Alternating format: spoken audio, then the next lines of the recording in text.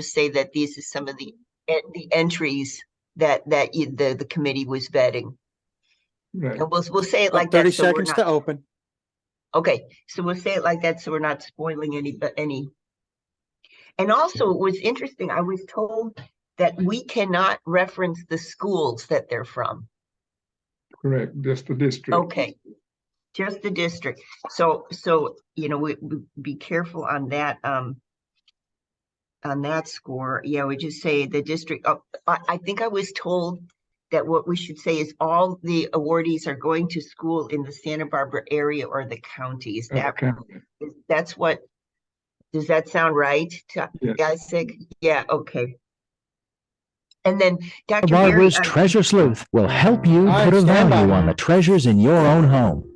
Every time it rains, pennies from heaven. Don't you know each cloud contains pennies from heaven? I was referencing. So let's find out. Let us How valuable is it?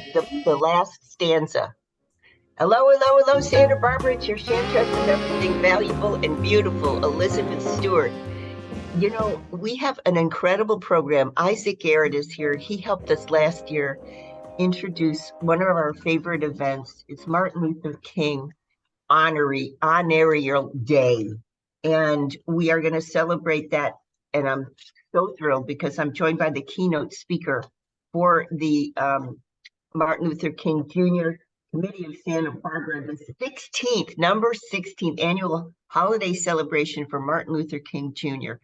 This is happening, the 16th annual holiday celebration, ironically, is happening on January the 16th. Mm-hmm. And we're going to start the celebration at 9 a.m. to 12:30 p.m. And then we're going to, it's going to be fun. There's going to be, the lineup of activities starts at 9 at the De La Guerra Plaza. There's going to be opening prayer. We're going to hear some music. We're going to have a little preview today of this. We're going to see and hear some of the school-winning essay/poetry submissions. And some of these young students will be reading from these essays and submissions. And I got to tell you something, dear listener. I had the opportunity to read some of these essays and the poems. And yeah, I read a little bit to Dr. Berry just before we came on the air. And before I introduce her, I want to just read this line out because it's so important. It's important. When I read it to Dr. Berry, she said that capsulizes. This is in the category of submissions by 6 to 12-year-old students. Hold that thought. Let me continue to introduce the day. So on the 16th, we're going to hear those essays and poetry readings. And then World Dance for Humanity, they've been on our show, Richard. There's just a powerhouse of a group. World Dance for Humanity, they're going to do a little bit of kinetic stuff to get your body stimulated for the march, which is going to go up State Street at 10 a.m. to the Arlington Theater. The 90-minute program there will begin at 11 a.m. with the keynote speaker, Dr. Dinah Ramey Berry. And I want to introduce Dinah. So the bio I have from her or about her is phenomenal. And I went online and I looked at her books. I looked at the talks that she has given. Ironically, she's the Michael Douglas Dean of Humanities. I say ironically because as an appraiser, I know that family and how devoted they are to community issues. Michael Douglas, Dean of Humanities and Fine Arts at UCSB. She is, as I say, the keynote speaker. So I'm going to introduce her. She's got to leave at 10:30, so we have to keep our time pretty close. But just for sake of brevity. So Dr. Berry is, as I said, she's at the University of California here in Santa Barbara. She's a historian, but she's a different kind of historian. I have my doctorate in art history, and she's a scholar of the enslaved. And we're not just talking about minor stuff here. She's a specialist on gender. She's a specialist on slavery. She's a specialist on Black women's history. She's the award-winning author and editor of 6 books. Her most recent publication was a Black Women's History of the United States. I looked that book up and ordered that. That is so interesting. She was co-author with colleague Nicole Gross. The book is an empowering testament of Black women's ability to build communities in the face of oppression and their continued resistance to systematic racism and sexism. So we can go on and we can talk a lot about all the topics that Dr. is interested in, but I just want to get down to some of the main points, some questions I have about what she will be speaking about on the 16th. And before I introduce her, I'm going to read the last stanza of a poem written by a fourth grader, submitted to the board for an award. This is a poem by Amelia Madej, and I want to just the last 3 stanzas. She writes in a poem called Let Us Fly. We are waiting for you. I cannot wait decades.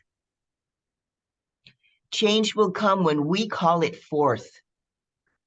Look at your enemies one last time and run to them as friends for life. Fourth grader, gang. This is the kind of inspiration that Dr. King has left. And the 16th is when we celebrate that. And I would like to introduce Dr. Ramey Berry. A couple of questions, Doctor, I have for you. So we were talking about your work and the scholar of the enslaved, etc. What in that light is the significance of the holiday? What specifically I'm asking you to think about is to discuss, your own history as a scholar, as you honor his legacy. I'm sure you've thought about this and your talk will, yeah. Great. Thank you so much for having me on the show. I'm very much looking forward and honored to be able to be the speaker this year for the 16th annual Martin Luther King Jr. celebration here in the city of Santa Barbara. I'm very honored that the committee selected me to speak, and I'm happy because this is my first 6 months in the city.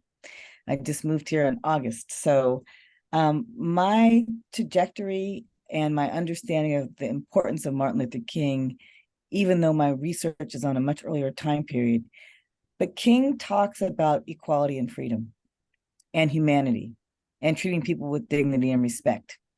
And the fight that enslaved people fought for their freedom had those same tenets and those same qualities. Martin Luther King, when he spoke his I Have a Dream speech, he also said that it was 100 years after the Emancipation Proclamation, and that there were things that had not been, there were things that have not changed in our society. And he was expecting to see those changes. And he thought, what would enslaved people think 100 years after slavery if we're still fighting for those same rights and those forms of equality and justice? Fighting for the founding documents of our nation to apply to all mankind and womankind. And I don't say that as an afterthought. So I think those are the things that really strike me. Yeah, those are the things that strike me as we think about Martin Luther King. And my trajectory is that he is a major influential, probably one of the most influential speakers, preachers, leaders, activists of our time, and will always be. The fact that his speeches, his sermons are relevant today is another, it speaks volumes to the impact of his words. But it also speaks volumes to the work that we have to do. And I think that the reason why that poem that you shared a few minutes ago struck me was that I feel like she understood, Amelia Madej understood King's legacy, and she understood the call that he had on all of us to make this place a better place to live. Yeah, that's beautiful. Is it spilling the beans or letting the cat out of the bag? How would you say it to tell us what the topic of your talk will be on the 16th? No, I'll say that I'm going to be talking about servant leadership, which is something that I've learned from Dr. Martin Luther King, the idea of servant leadership. How do we serve others? And that's coming from a few sermons that he gave about, the theme that we have this year about the most persistent question is, what are you doing for others? So I'm going to provide some context to that question that King asked, and also share some of the remarks from his sermon, and then give a charge for our audience in our city to do that as well, to think about what we do for others. It's so important. I know that I've got a family member that didn't do well during the pandemic and is now kind of shut himself off from society. And, there's all these medicines for clinical depression. And he's on some of those. I'm sure they're helpful. But, I just keep thinking, I wonder how that would look if he went out and volunteered and did some good for the community. How would that impact, his own psyche? Just wonder about that. Richard's giving us a sign we got to go to quick break. I want to just quickly say that we are also joined by Isaac Garrett, and he's one of the founding members and past president of the Martin Luther King Jr. Committee of Santa Barbara, and he's the current vice president. And he's got a really interesting background in real estate and business here in our own community. And we're going to talk a little bit about Isaac Garrett's role in organizing the 16th celebration, and a remarkable guy, if I remember from last year. Isaac is to us in our community. Let's go to quick break, and when we get back from the break, I want to talk about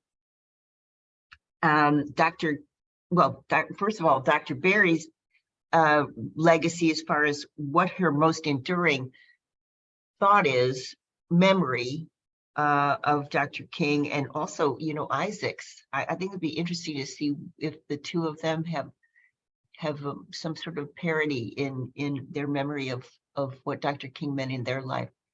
So let's go to quick, Richard, let's go to quick break. We get back, I want to introduce Mr. Garrett to the show and discuss a little bit about what, why for many, many years, I mean, this is 16 years he's been involved with the committee. What has led him to such commitment? What about the man has led him to such commitment? That's what I'm interested to know. Don't turn that dial, back in a minute.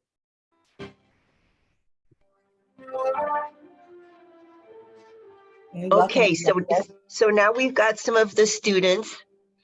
We've got Maylene, and Maylene, Dr. Berry, I read a little bit of the end of your poem to Dr. Berry, who's the keynote speaker on the 16th, and she asked if I'd read just the 3 stanzas on the air, which I did as part of her introduction. So you are terrifically honored by that. I think. Yes. And then we've got, let's see, who do we have? We've got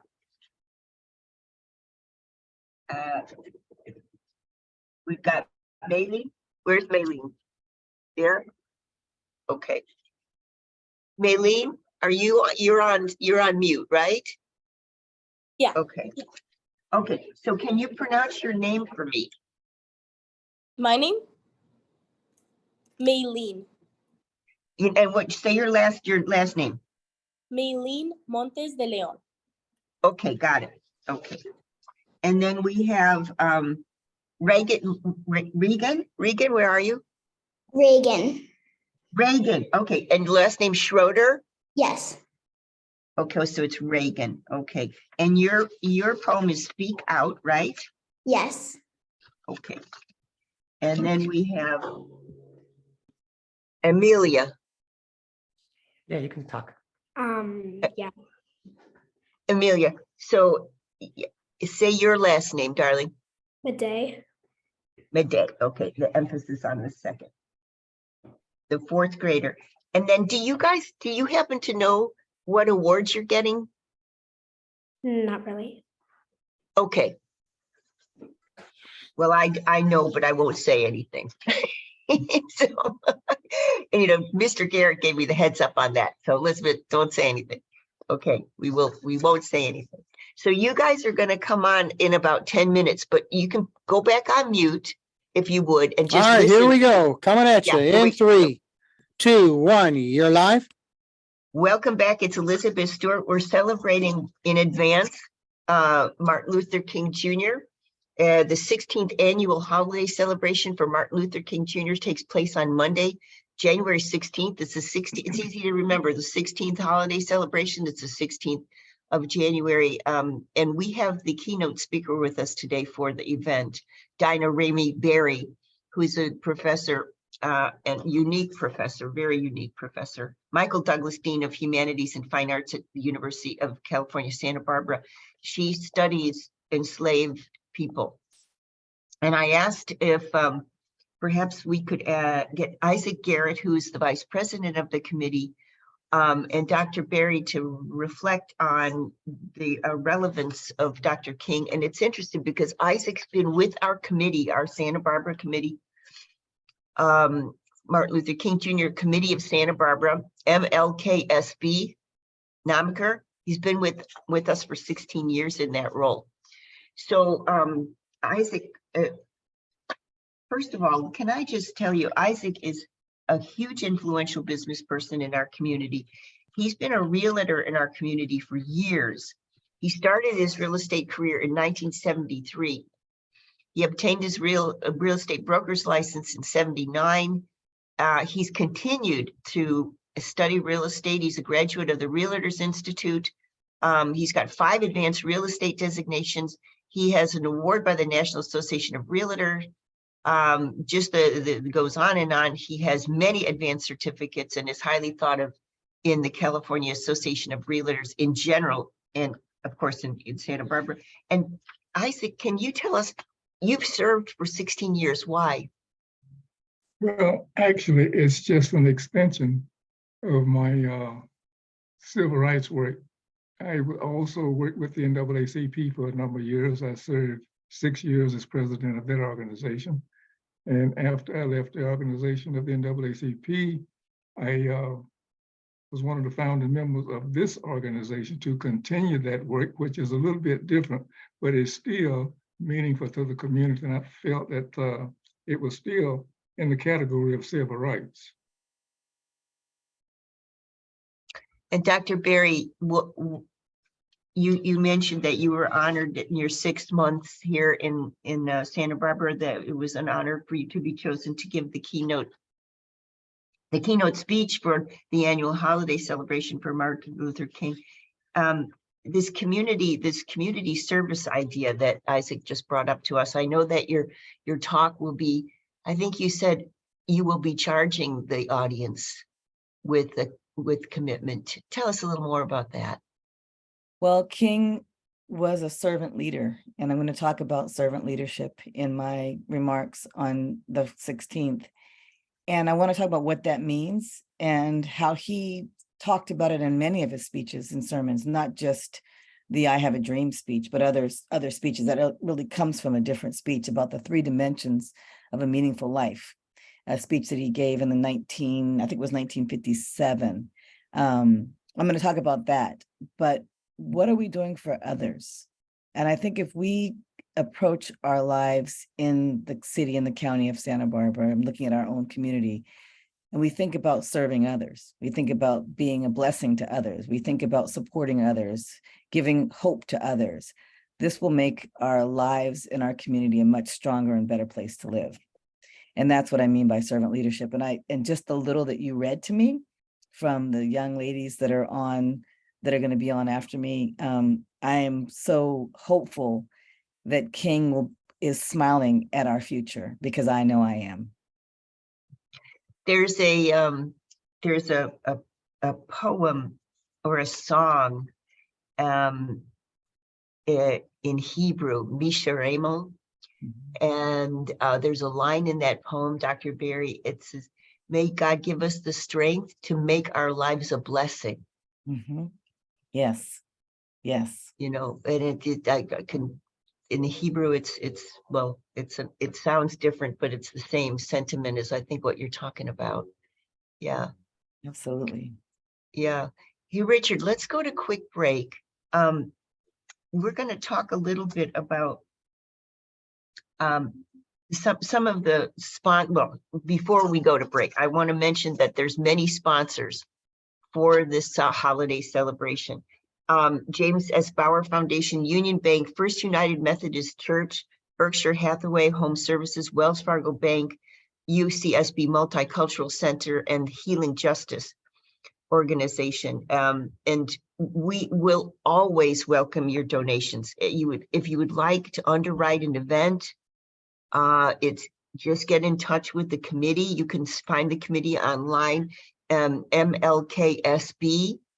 committee online. You go there and it's .org, and you can make a donation to the mission. The committee's been in service to Santa Barbara to foster private and positive relationships, positive relationships between many diverse groups in the Santa Barbara community and the surrounding areas. And they sponsor programs and events which exemplify the teaching of Dr. King. And of course, the main focus of the committee is the celebration, yearly celebration of Dr. King, which we have the keynote speaker on our show today, Dr. Dinah Ramey Berry. Let's go to quick break. We get back from the break. Perhaps Isaac, I know Dr. Berry has to leave, but maybe Isaac can introduce what the parameters were for the selection of the essays and the poems that were chosen. We've got 3 poets and writers with us today. And I think by the looks of things, are we like 11 or 12 guys? Yeah, 11 or 12 years old. Some no older. How old? I'm 16. You're 16. Okay, and what about the other 2 writers? I'm 9. I'm 9.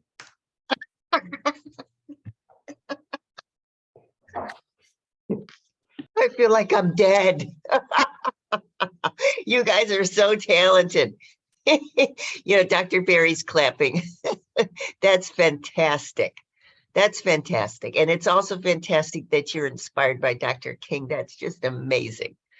Yeah. Well, first of all, I want to say thank you to Dinah Ramey Berry for telling us what she will be talking about on the 16th. And if you could see her, I mean, we're on radio. I realize that, but we are watching each other on video because it's easier to talk to each other on video. And Dr. Berry is smiling away. She just, it's very inspiring. I'm going to cry now. Thanks, Dr. Berry. Richard, let's go to quick break. Let's introduce the girls when we get back from the break. Thanks, Dr. Berry. Thank you. Don't turn that down. Back in a minute. All right, you're clear. I look forward to meeting you all next week. And Mr. Garrett, I look forward to meeting you in person as well. Okay. Thank you. Thank you, Dr. Berry. Bye-bye. You meet the girls and Isaac next week. Good. Thank you for your work, young ladies. Thank you for your work. Bye-bye. How about that? She's one of the foremost scholars in the world in this topic, you girls. And she liked reading your work. Now I understand. Now let me make sure that which of you, I think, Dr. King, Maylene, you're going to read your whole essay. Is that correct? Okay. And then Amelia, are you going to read anything of your poem? I think all of it, if there's time. Okay, you're going to read all of it. And then Reagan is going to read her poem, the whole of it, right? Yeah. Okay, so maybe Isaac, what we can do is when we get back from the break, maybe you could introduce the parameters by which you selected the awardees, and then we will launch right into first. I think Maylene will read hers first, and then Amelia will read hers next, and then Reagan will read hers next. How's that? Good. Okay, so Mr. Garrett is going to introduce how he picked or how the committee picked your work. And then Maylene, I'll introduce you and you'll go forward. Oh, yes, I see you are an 11th grader. Okay, got it. And then you know what I'm going to do is I'm going to send the recording of this show to the public relations person for the Martin Luther King Committee. This Mo McFadden is her name. And Mo will be sending you All right, here we go. to this show. Okay. In 3, 2, 1, you are live. Welcome back. We are celebrating the Martin Luther King 16th annual holiday celebration taking place, ironically, January the 16th. We just had the honor of speaking to Dinah Ramey Berry, who's the keynote speaker for the program. And I'd like to speak now with Isaac Garrett, who's been vice president of the organization and been with the organization for 16 years as part of his civil commitment to Santa Barbara. So Isaac, how did the committee pick the student essays and poems? How did they pick them? Obviously read through them all. Right. Well, basically the first thing is the mindset of the individual student and how well they express themselves in writing based upon the theme that they are given. We don't necessarily look too close at the grammar, etc. But we do look at, how well they express themselves, thoughts, ideas, and how it appeals. We feel that it appeals to others as well. And apparently, you can tell sometimes that there have been some discussion because we realize that some of those poems and essays we consider to be so great, and for that age category, sometimes you wonder, my God, this kid is really on the ball, Yeah. And so based upon that, is how we arrive at making a decision as to what winners. Now, sometimes it's very difficult to determine a winner, first or second place, because some of them are so good. And it's not one person that makes that decision. There's several individuals involved in making that decision. It's marvelous. It's marvelous that the material that I was reading, and you guys can take a look at the website, and you can get in touch if you want to donate. You can get in touch with the Martin Luther King Jr. Committee of Santa Barbara, mlksb.org. I want to start introducing the first author that we want to have a little bit of a recital, Maylene Montes de Leon. She's an 11th grader, and her essay was entered into the 13th to 18-year-old group. As I said, she's an 11th grader, and that would make her, what, are you 15, 16, Maylene? 16. You're 16, okay. And her essay that she's going to read for us today is called Impact on My Community. Go ahead, Maylene, read your essay for us. All right. I would say I do enough for my community. Not a lot, but enough. What is enough? Enough is when you are satisfied and in peace with what you have done. But what is your definition of enough? My definition of enough is being able to breathe, knowing I have imprinted on somebody. Being able to smile and say, wow, I did that. And having the excitement to do it all over again. I have done many things for my community, maybe not every individual, but general community groups. I have been a part of a nonprofit organization called the Police Activities League, better known as POW, for 4 years.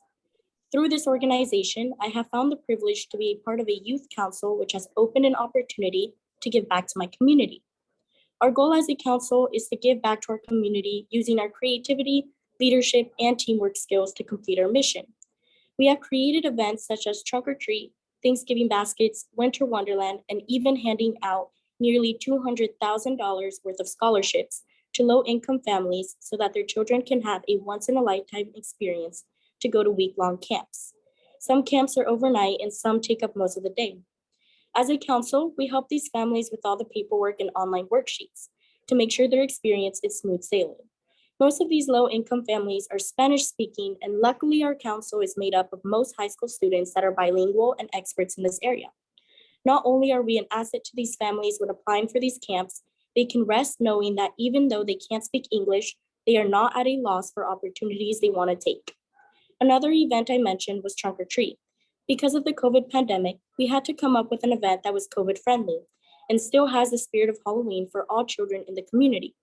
We weren't going to let the pandemic ruin the fun, so our council got to work. Our goal is to decorate trunks that are out in the parking lot of our POW Teen Center. We come up with different themes and get creative with supplies and props that we will need. It takes us 3 weeks to a whole month for our council to prepare for this event. We work hard knowing that we will be greeted with beaming smiles by all the children who walk this event. Back to my original point, I would say I have done enough for my community. I can always do more, but I'm happy with this progress. Wonderful. So that was an award-winning essay. We won't say what award because Mr. Garrett has said, no, don't say it. Don't say it. But that's fantastic. So I'd also like to hear Amelia Madej, who's a 4th grader. She entered the Poetry Award for the ages 6 to 12. And Amelia's with us.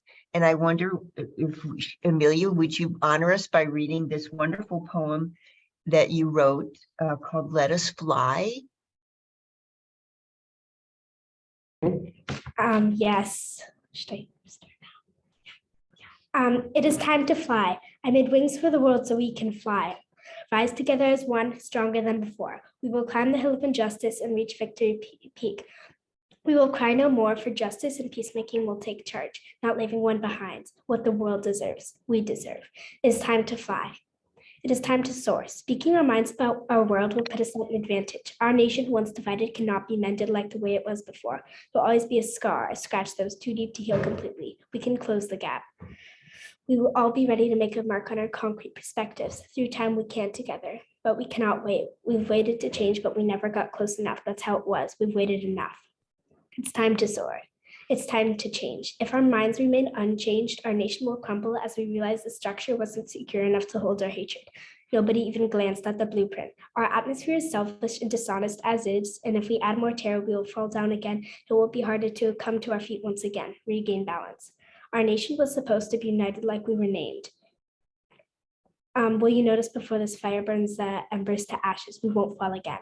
It's time to change. It's time to be passionate. We cannot live another day of this hate so strong. Some are forced to the streets begging for food, water, shelter, and the basics of survival that everyone deserves. You need to realize poverty is surrounding some from every angle and they can't break free. You need money. Money does not hold us together. It pushes us apart. You said money held it together. You are wrong. It makes people live unhealthy and forgotten by many. Like you are trapped in an empty room. Despair, cut off from all your relations and happiness. You can't help yourself, but we can if they will. It's time to be passionate. It's time to realize how it could have been and how it is to this day. The world is a burning ball of injustice. One fire extinguisher won't do enough to douse the flame. We will rise together, help each other. Nobody needs to blow and worsen the flames. Life is a marathon full of choices. Someone falls, you stop to help. Won't leave us behind. Won't leave you behind. One person can be the change. Change can be a boomerang. People from Idaho to New Hampshire need to hear your words. You will speak, I will listen, we will change together. It's time to realize how it could have been and how it is to this day. We will change in time, maybe a year from yesterday or a day after tomorrow, we will change. It is a ripple in a pond. You toss a rock, change laps to the bank of the world. Peace is something we should be, not we pray for, cry for, and fight for. We all deserve to live our life to a full extent. If everybody but you changes the way they live to help others and you don't, we haven't made an impression. You don't press once for a mark.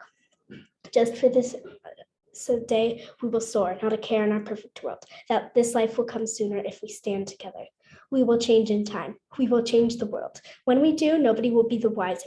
Peace will ripple through our oceans, crashing waves of harmony. We will revive those lying on the streets. There will never be a time when those wings can't help us fly. We are waiting for you. I cannot wait decades. Change will come when we call it forth. Look at your enemies one last time and run to them as your friends for life. Today is the day. We will change the world. We can, we will. Let us fly. That is beautiful. As I said, what I was reading your poem last night, Amelia, and I sent a line. I actually said this to Dr. Berry as well. I sent a line 3 stanzas of your poem to some of my girlfriends because it really hit it home for me. I love this line or these 3 stanzas, and I just want to emphasize how touching this poem was for me. I love this, and I'll read it back to you. We are waiting for you.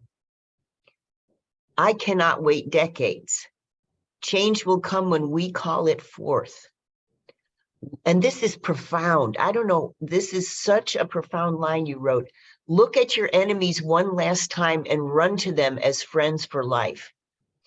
How did you think of these things? I mean, do you, as a poet, do you sit down and do they just come out of you, or do you work on a number of multiple drafts of the poem?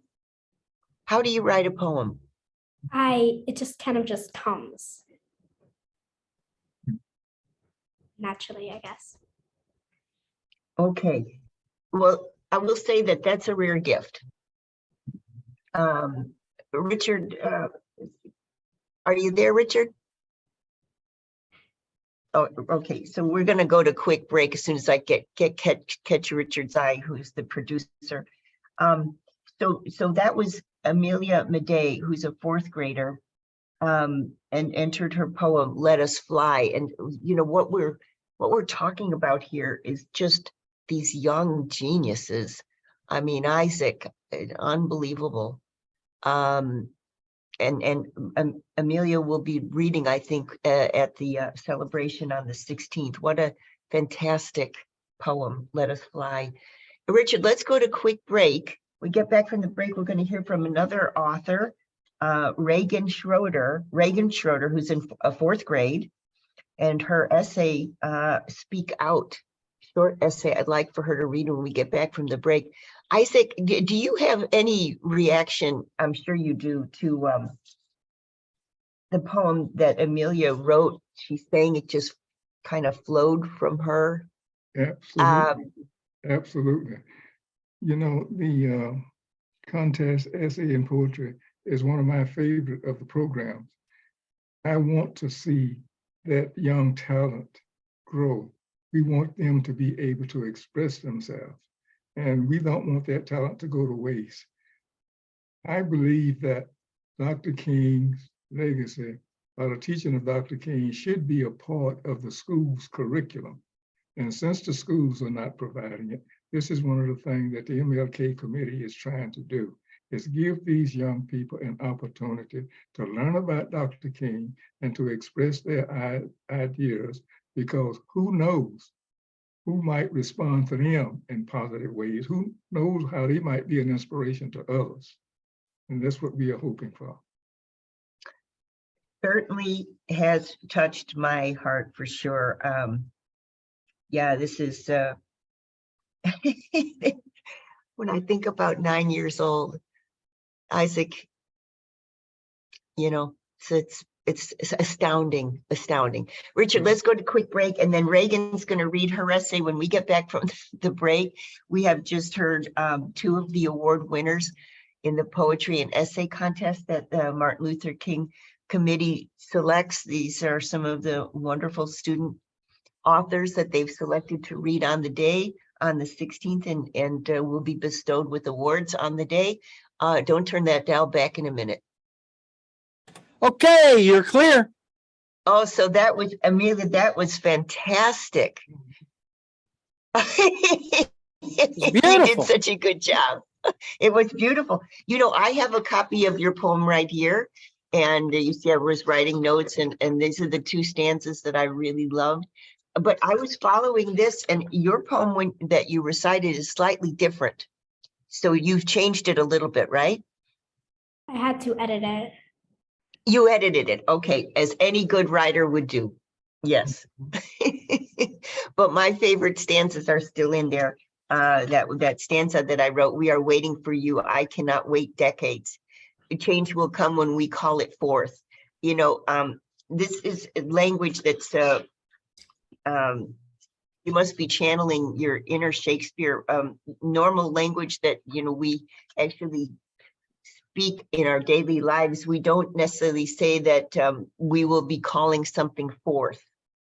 But that's poetic language because the action word fourth is at the end of the sentence. So it's just beautiful. And then I love this. Look at your enemies one last time and run to them as friends for life. That is astoundingly important, I think, both as a poetic statement, but also as a philosophy. You know, it's just beautiful.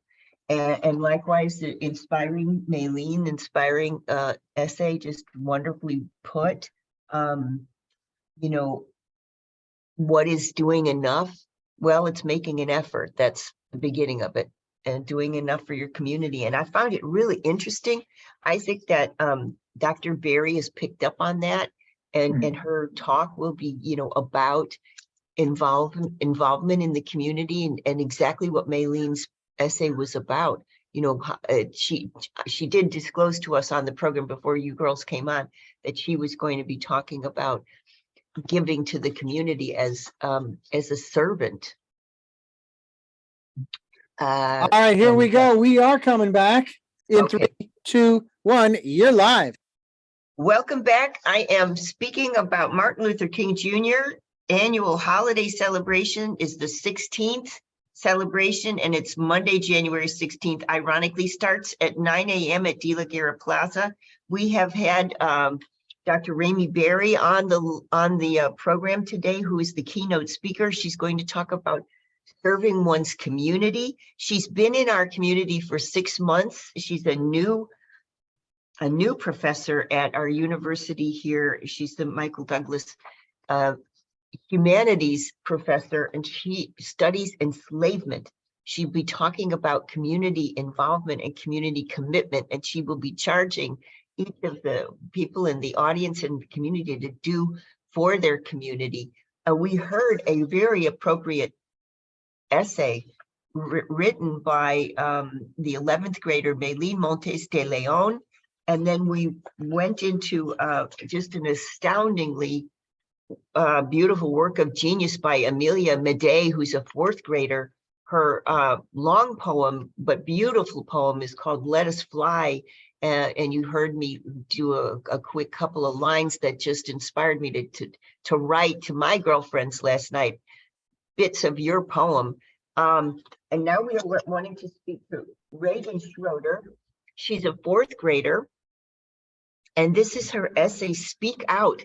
And part of, so there's two things we're noticing here. We're noticing, number one, the community involvement, the change call, the call to change. So we had Maylene, the community involvement. We had Amelia, the call to change. And then we have this really interesting poem, Speak Out, which is about that you've got to make your voice heard. And Mr. Garrett was saying that this is his high point of the community, of the involvement with the Martin Luther King Committee. The high point for him is the essay and poetry contest, because no voice should be silent in this struggle. And so let's hear from Reagan Schroeder. This is her essay, Speak Out. Reagan, can you read us your essay? Yes. Speak out. Speak out your words, your thoughts, and your mind. Speak out your wisdom. Speak out to everyone and everywhere all around you. Speak out to Asia, Africa, and America. Speak out to the land across the sea. Speak out your words, your thoughts, and your mind. Speak out your wisdom. Speak out. Every little word has a great impact. Speak out your peace. Speak out your thoughts and your dreams. Speak out and share your thoughts with everyone. Speak out, it will help the world. Speak out and help others survive. Speak out to the world. Speak out and give freedom to everybody. Speak out with passion and kindness. Speak out. Wow. Now, Reagan Schroeder is a 4th grader who is 9 years old. And here I'm getting a little bit teary-eyed. It does, Isaac, give us hope, doesn't it, for the future? Absolutely, absolutely. Well, you know, it's one of the things I like about this theme compared to others. I think all of them have been good, but this theme can take you in so many different directions. If every direction you go in will be a correct direction, you know, and it's easier to speak to. And there's so many ways that you can reach out and do things for others. It doesn't have to be more large, so many small things that you can do that could be major in people's lives. So, you know, can I ask Maylene? Maylene, can you take us off mute there? So what Mr. Garrett just said is there's so many ways that we can, and I'm referring to your essay, Impact on My Community. So just a thought. So now you are an 11th grader. You're almost out of school, right? You're almost finished with school, yeah?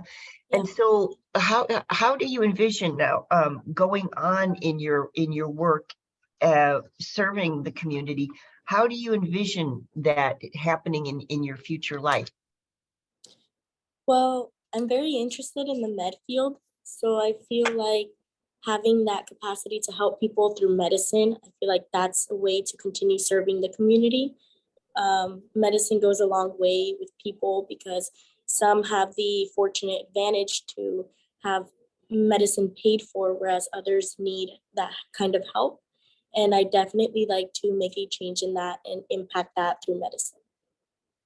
So you are aspiring doctor. Yes, I hope so.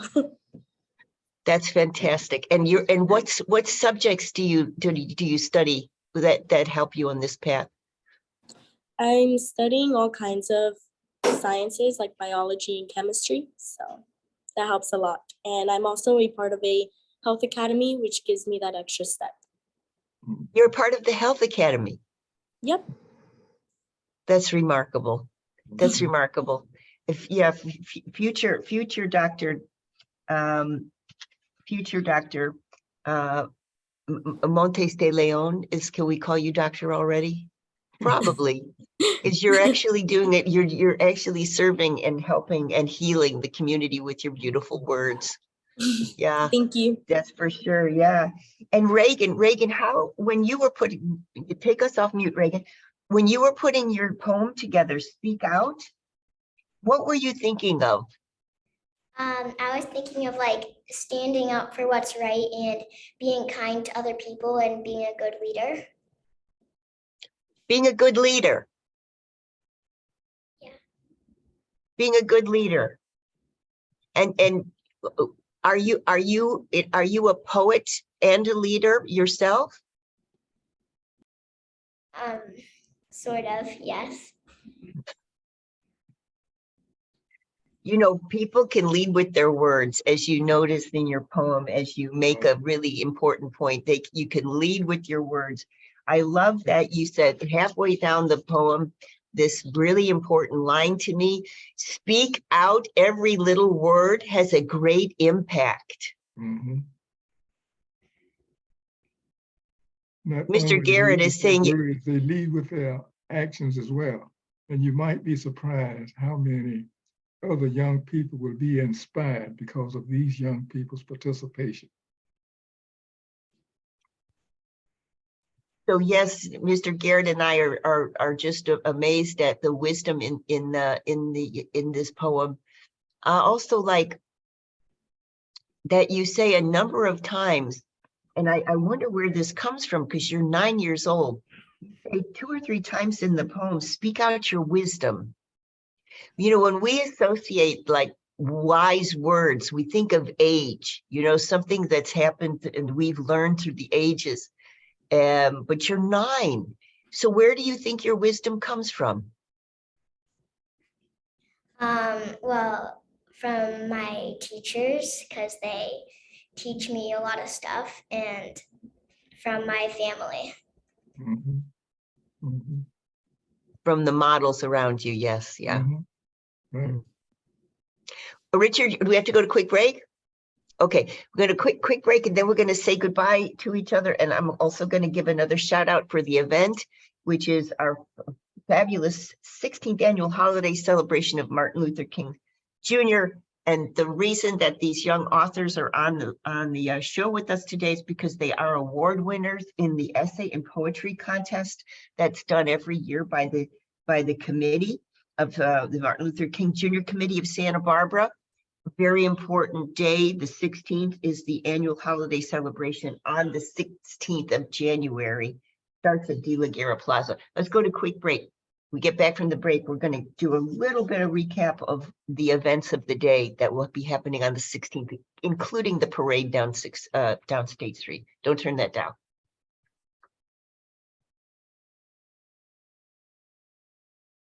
Okay. You are clear, and you're going to have 2.5 minutes left. Okay, that's perfect. So,